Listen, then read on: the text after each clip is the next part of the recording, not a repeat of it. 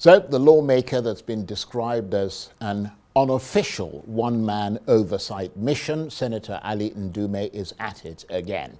This time he's set his sights on the allegation by the American Congressman Scott Perry that the U.S. Agency for International Development, or USAID, had indirectly funded terrorist activities across the world, including in Nigeria.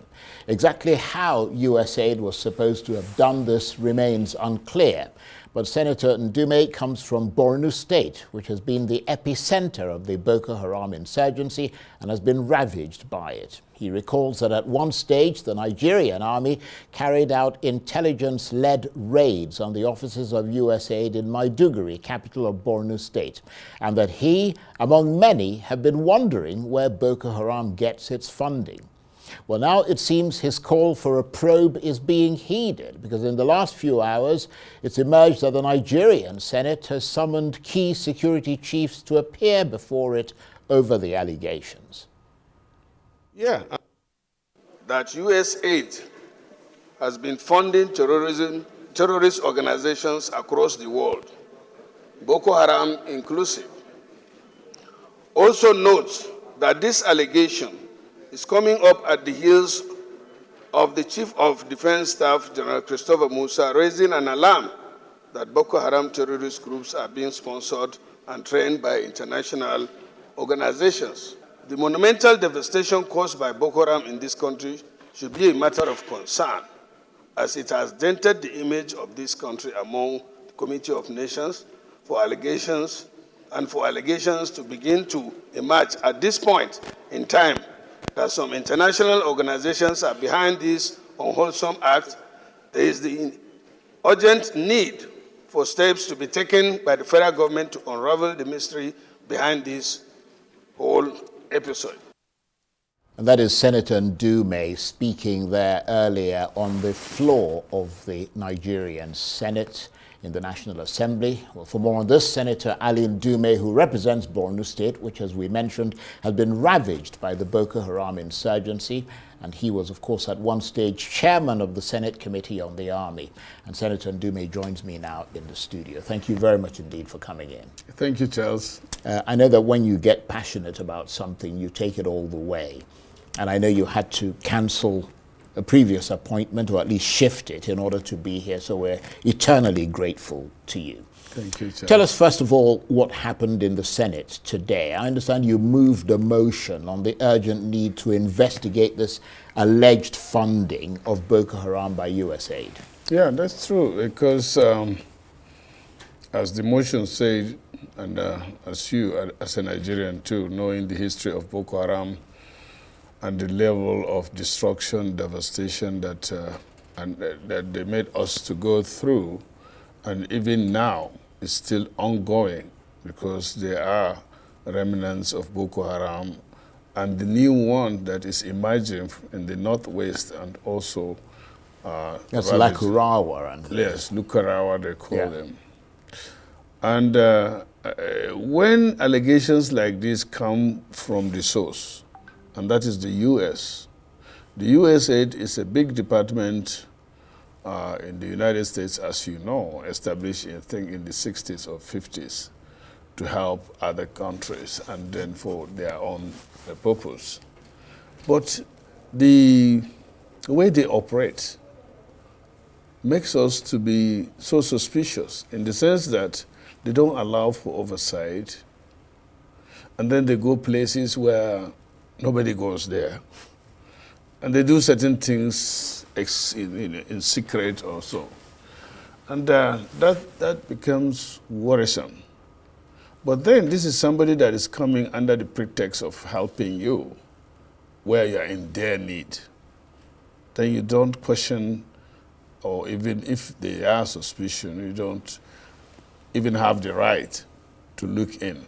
So this is kind of opportunity for us to really investigate, since the U.S. itself has virtually closed down the USAID, stopped the funding because of what Scott Perry said, alleging that they are misusing the money. And that I think their own hearing is on what they call war against waste.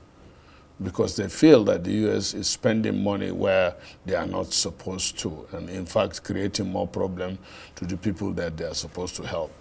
So that's why I say it is the time now for the Nigerian side, and especially the National Assembly and the federal government, to be interested and also launch its own investigation to find out the veracity of such weighty allegations so that we know what to do. So on the strength of your motion, what does the Senate resolve to do? How do they react to that motion? Well, I had two prayers in the motion initially, and that is that the federal government should constitute interministerial committee comprising of Ministry of Defense, Interior, Foreign Affairs, and the headship of army forces and other security agencies. That is from the part of the federal government.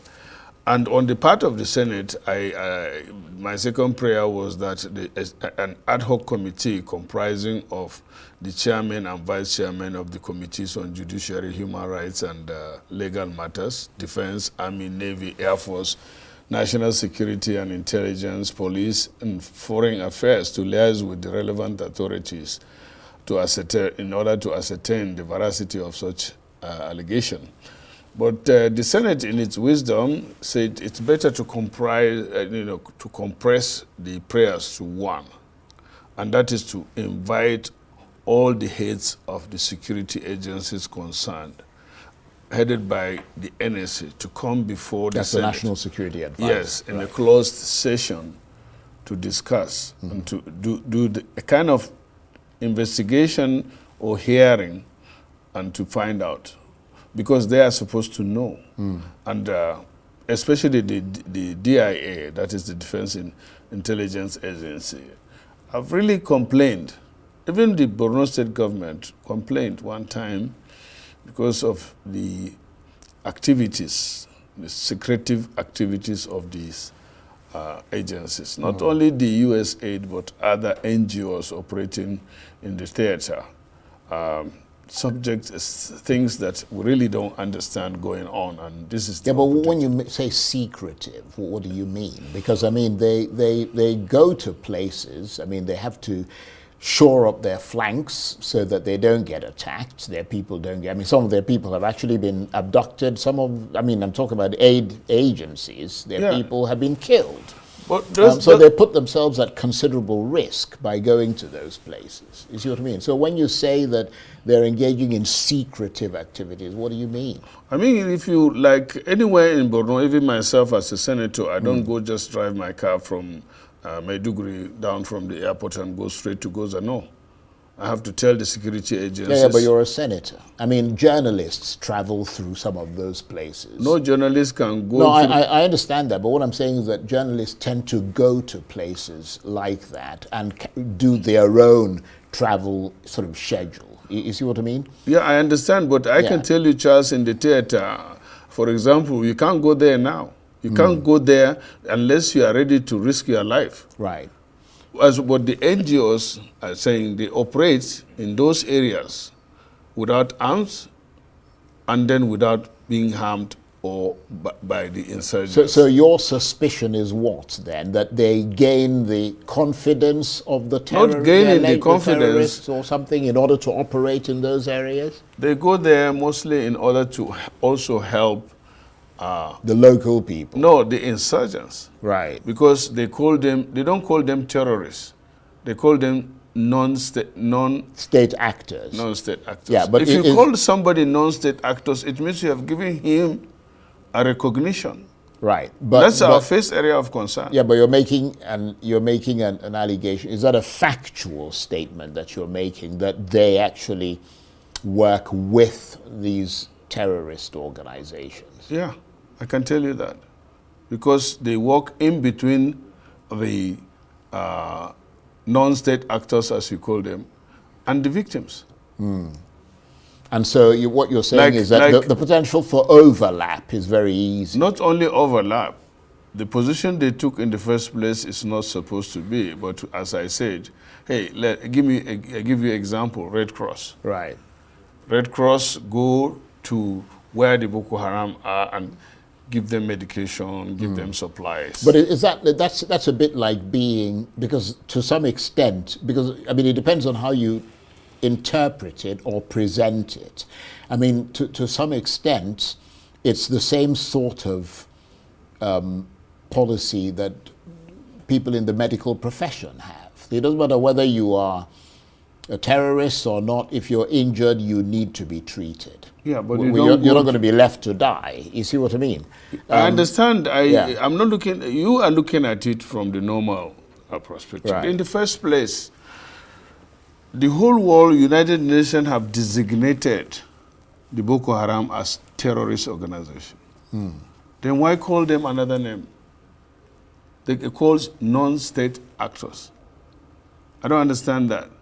And then these NGOs, some of them, not all, go as far as taking those requirements or essentials or needs of the terrorists to their locations, which they don't even disclose to the Nigerian security agencies that are fighting the terrorists, because they call them non-state No, I understand actors. what you mean. The point I was that's making. why the problem. Let me land. Yeah. Assuming it's a war going in between two, and then the Red Cross comes in to help in a period of war, then you don't support this side or the other side. But these are clearly designated as terrorist organization. Why do you take help to a terrorist? Well, I mean, you don't ask me that question, you ask them. Okay, that so question. that's the question. But let's move on from there, because I mean, there are arguments, as I said. I mean, you have journalists who travel through, they win the confidence sometimes. I mean, organizations have gone, news organizations, and done interviews with some of those people. Yeah. You have to win their confidence in order for them to allow you to come, and that's why, by law, journalists can protect their sources. You see what I mean? I mean, but these are two different things, Charles. Yeah, but I want you just, to get it. Yeah. That the journalists, as I said, as at now, can't go there. Can't do that. I In fact, they understand don't do that. The only thing that we work with, or you work with, is what they release from their own end. So what do you know, Senator, so far about how Boko Haram funds its activities? I mean, you're a ranking senator from Borno State. You must be privy to some inside information from the intelligence services. No, really, that's what even the intelligence agencies are questioning. In fact, to be specific, recently, the CDS, the Chief of Defense Staff, was asking this question, maybe on Arise or somewhere when he was our guest. Yeah, he was my guest. Yeah, and he was saying that they are wondering how these people get their weapons, how do they get but money? doesn't it bother you when the Chief of Defense Staff, who is supposed to know these things? I mean, the insurgency has been going on for quite some time. Yeah, and he has been in the theater. I mean, and you have to wonder, I mean, doesn't it sound a bit lame if somebody as senior as that comes out and is wondering, well, I wonder where they're getting their weapons from? I mean, after they've been fighting for more than a decade. I mean, you're a state actor, you've got intelligence, you've got the muscle of the state, you've got the army, the intelligence services. I mean, you would think that in those circumstances, by now, and you also cooperate with a lot of other international agencies, that by now you'd have a better idea, because that's part of fighting terrorism, isn't it? Cutting off their funding, knowing where these things are coming from and trying to plug those holes and getting the cooperation of other countries to do that. Well, I cannot speak for Christopher, I'm not speaking about him specifically, I'm just saying generally. No, generally, let me tell you, the Nigerian Armed Forces and security agencies are handicapped, in the sense that they don't have the backing or the right to even question the activities of this international organization, not even the federal government, because let me tell you, these NGOs or international organizations come into this country directly without reporting to the Ministry of Humanitarian Affairs and without being oversighted by anybody. Yeah, but why? That is because that's what they want. Well, you mean that's the precondition? Yes. For them coming in to help Not your only country? precondition, that's the way they operate. And that, I guess, is why they are not calling Boko Haram or agreeing that this is a terrorist But aren't they organization. registered as charities and stuff in Nigeria? I know. And that's the problem. Which means that automatically, So if they it's- are, then you it's- must have some oversight It's not that capacity over them. It's not that the Nigerian security agencies don't have this information. It will come out. It is now. It is the right opportunity. Right. And this motion that I brought, hopefully, will now unveil the hidden things going on through investigation. We are doing a closed door hearing with them. They will be able to come out now to tell the Senate Indeed. what they Right. suspect and the information. They have a lot of information. Yeah. The CDS is being bold enough. Before, they don't.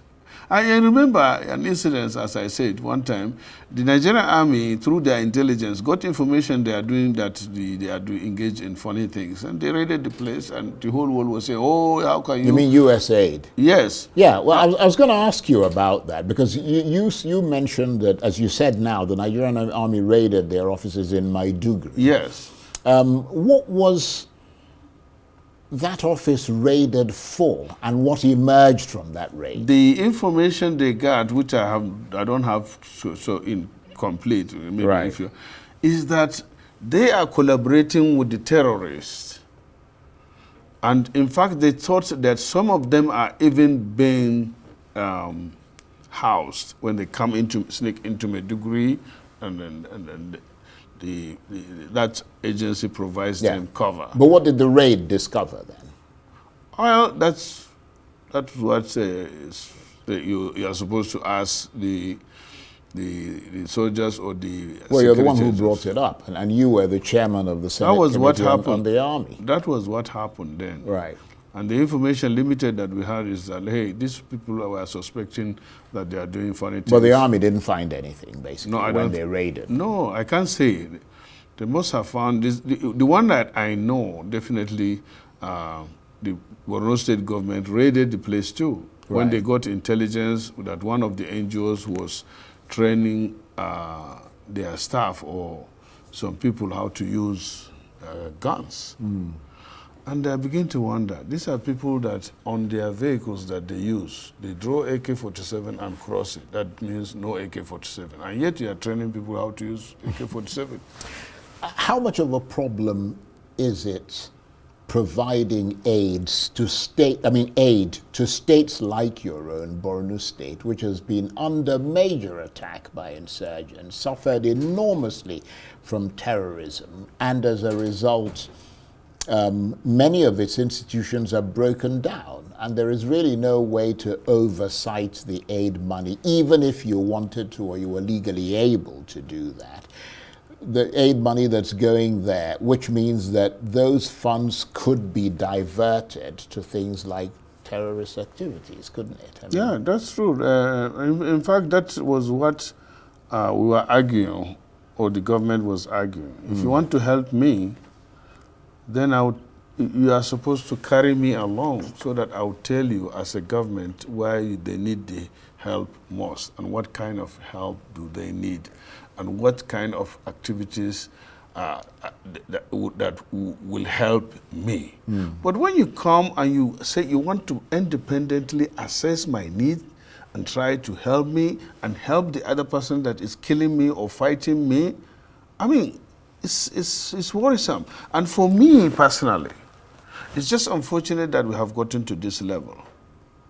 But Nigeria have that resources, the capacity that we don't need to be, be given aid. We are Right. supposed to be giving out aid by now. So basically, because I know this has been your position for a while. Yes. That are you now telling your colleagues in the ruling party, that's your party, the APC, and the government, that perhaps it's time Nigeria stopped depending on aid, and the arrival of Donald Trump, for example, cutting off all this aid. And so it could be a wake-up call, should be a wake-up call in that regard. Yeah, that is, I have said it before, and it's to me, it's a kind of blessing in disguise. It's good now that they are taking these measures so that we will stand on our own. Already the government, our government have started responding. This budget, when the USAID funds was cut off, the president, I think, adjusted the budget to especially address the medical needs in the budget, and also to start making arrangement for the federal government to absorb, I think, about 2,800 workers of USAID. The government is doing something about that.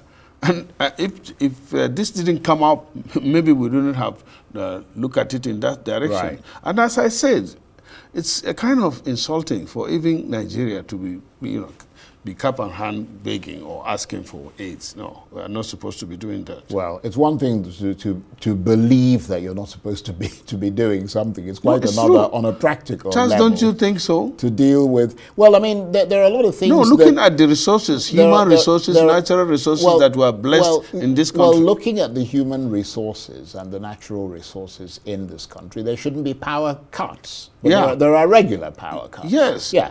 So in that regard, I mean, you don't go to the people who need aid and say to them, oh, well, Nigeria should not be having aid. They're like, well, we've got children to feed. If you're not going to give it to us, we'll take it from whoever brings it.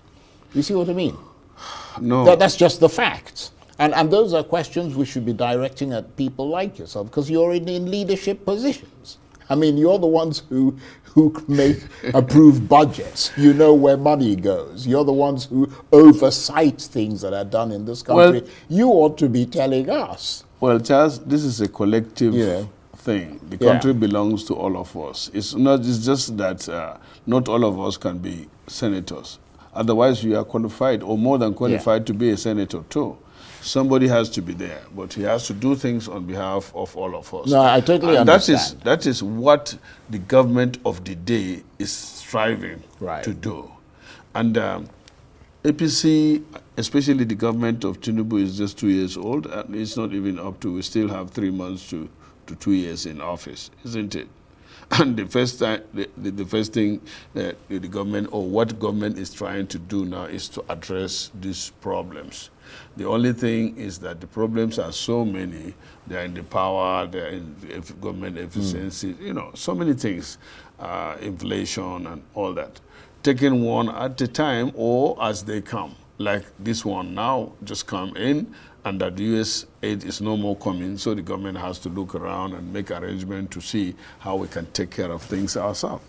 Right. Well, let's not get into the long issue of the fact that the APC hasn't actually been in power for 2 years. It's been in power for 10 years. But let's move. Buhari's government was an APC government. So don't look at me as though you don't know what I'm talking PDP about. was there for 16 years. It doesn't really matter. We're not talking about PDP are not there now. No, it's why then you are not supposed to talk about APC. You are supposed to talk about government. No, but because the situation in this country, Charles, it started degenerating since long time, 1999, when the civilian government came. PDP was the one in power for 16 years.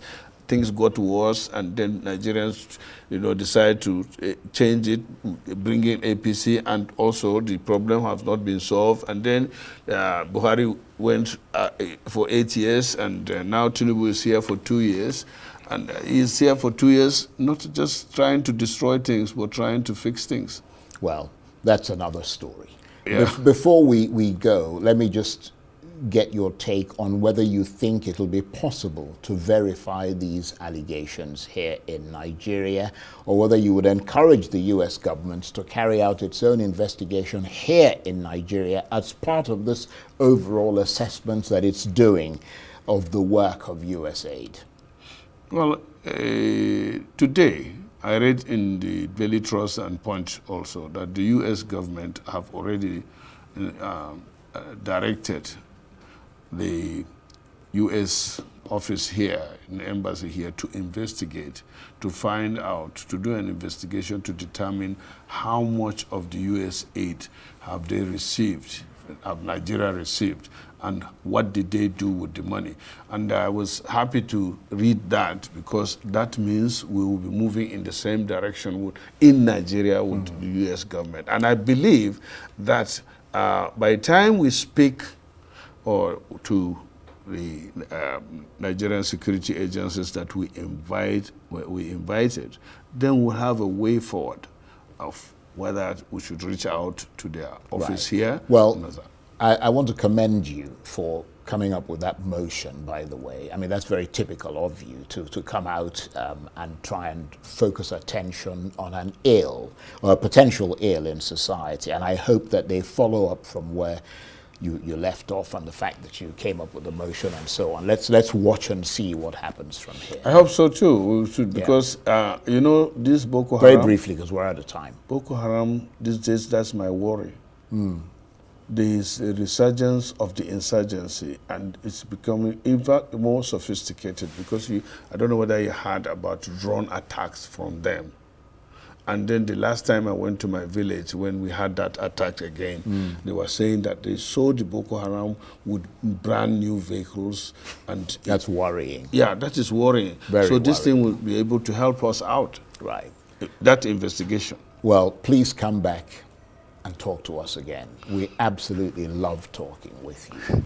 Senator Ali Ndume represents Borno State, a state that's been ravaged by the Boko Haram insurgency, and he was at one stage chairman of the Senate Committee on the Army. Thank you very much indeed. Thank you, Charles.